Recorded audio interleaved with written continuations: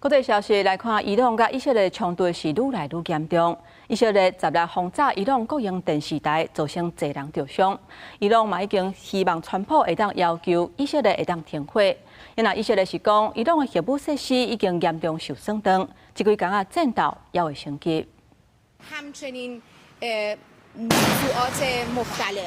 连续爆炸，一个物件自顶头落来声音，影响棚内边工作人员大声喊讲紧走，主播是继续报。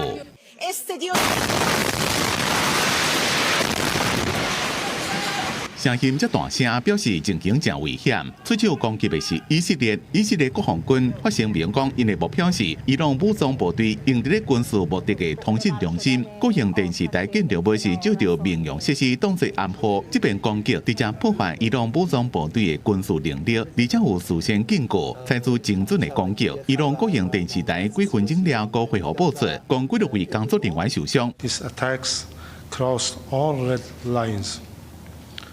Most alarmingly, Israel deliberately targeted a peaceful nuclear facility operating under full IAEA safeguards. The United States will share responsibility for this unlawful act. 以色列承认美国有斗相共，强调会继续合作。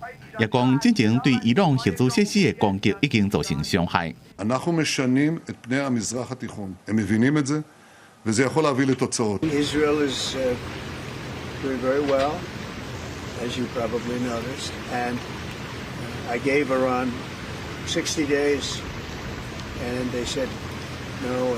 And the 61st, you saw what happened. 消息人士讲，伊朗已经要求卡达等几多位阿拉伯国家做伙甲川普讲，叫伊要求以色列停火，而且因也愿意伫咧谈判展现弹性。第即天，伊朗继续轰炸以色列海外的空袭警报是响未停。以色列是伫德黑兰机场攻击伊朗的 F-14战斗机，而且伊的空袭也造成伊朗3个原本伫咧运作的铀浓缩工厂，至少有2个无法度搁运作。公司新闻黄文玲编辑。